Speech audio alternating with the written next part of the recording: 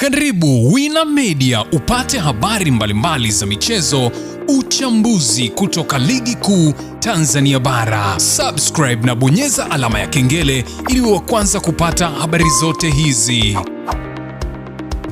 Mambo vipi mwanamichezo, ni wakati mwingine tena mzuri kabisa tunakutana katika chaneli yako pendwa kabisa ya Wina Media, tukiweza kujuzana yale yote makubwa ambayo yanaendelea kwa sasa ndani ya kikosi cha klabu ya soka. Si wengine unazungumzia, hawa ni klabu ya soka ya wananchi Young Africans, katika mwendelezo wa kile ambacho kinachoendelea kwa sasa kwenye kikosi chao.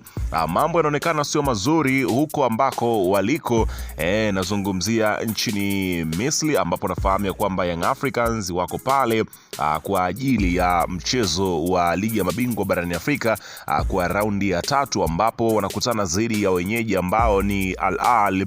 Unafahamu ya kwamba kule Figisu ndiko ambazo mara nyingi ambapo huwa zinatokea. Sasa mimi nimekusogezea kile ambacho kinachoendelea kwa sasa huko katika nchi ya Misri, ambako Young Africans ndiko wapo katika kujiandaa na mchezo huo mkubwa, ambapo kuna mambo ambayo yameweza kujiri kunako huko nchini Misri, na mimi nikaona sio vyema nikuache hivi nikusogezee kile ambacho kinachoendelea kwa sasa katika anga la Misri, ambapo Young Africans wapo hapo wakisubiri hatima yao kuweza kujua inakuwaje katika mchezo huo wa raundi ya 3 ya ligi ya mabingwa barani Afrika. Unafahamu ya kwamba Young Africans wanalihitaji nafasi nzuri kabisa ya kumaliza katika taji hili, ukiweza kushuhudia wakiwa na dhamira ya dhati kabisa. Usajili ambao wamekwenda kufanya ni usajili mzito kweli kweli. Sasa mimi nimekusogezea kile ambacho kinachoendelea kwa sasa wakati huo uko nchini Misri, ila kabla tujaendelea nikukumbusha kwamba kama ni mara yako kwanza kabisa unatembelea katika channel ya Wina Media, ajua kwamba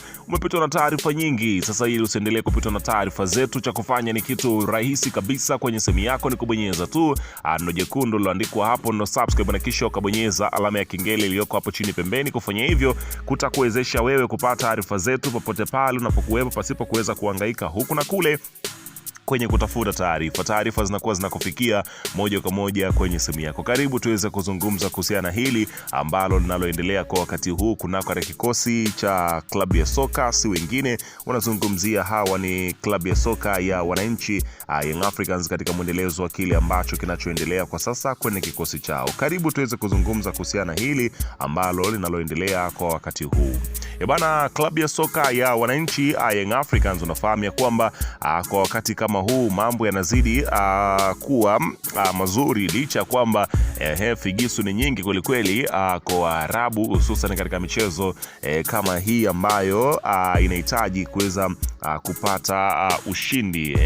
Mambo yanaonekanaga kuwa ni mazito, na pindi ambapo wanakutana Al Ahly pamoja na Yanga, mechi huwa inakuwa ni nzito kweli kweli, ukiweza kushuhudia mambo yanavyokuwa kwenye hapa nazungumzia michezo yao pindi ambapo hawa wanapokwenda kukutana.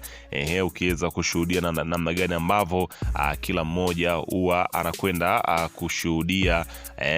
Hapa nazungumzia game hiyo, lakini ukitizama kwenye michezo ambao wamekutana National Al Ahly pamoja na Young Africans katika kipindi cha miaka takriban 5 toka mwaka 2023 mpaka sasa, inaelezwa kwamba katika hapa nazungumzia mechi ambazo wamekutana mara 2 tu. Wamekutana mwaka 2023 na yenyewe ilikuwa ni Disemba 2, ambapo Young Africans walikuwa wako nyumbani, wakafanikiwa kuweza kutoka sare ya bao 1-1, ambapo bao la kusawazisha ilikuwa dakika 90, ambapo lilifungwa na Pacome Pedroso zwa dakika 91, ambapo iliongezwa 1 tu. Lakini mechi ya pili walikutana, ilikuwa Machi 1 2024, ambapo Al Ahly alishinda bao 1-0, Young Africans akipoteza mchezo huo, na sasa wanakwenda kukutana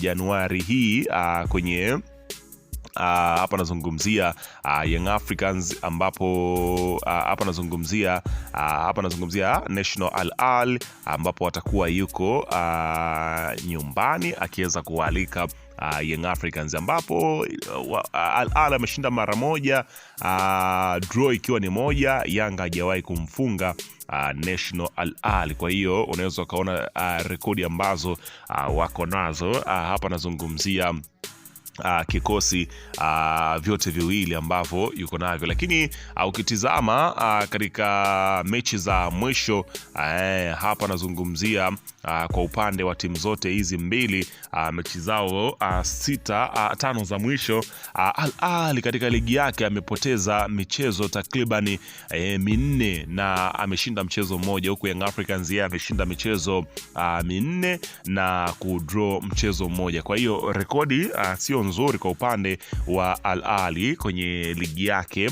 Lakini katika upande wa kundi lake mpaka sasa kundi hili la Yanga ambaye anashika nafasi ya kwanza ni Al Ahly, yeye akiwa amecheza michezo miwili, akiwa amedraw mchezo mmoja na kushinda mchezo mmoja, ana jumla ya alama 4.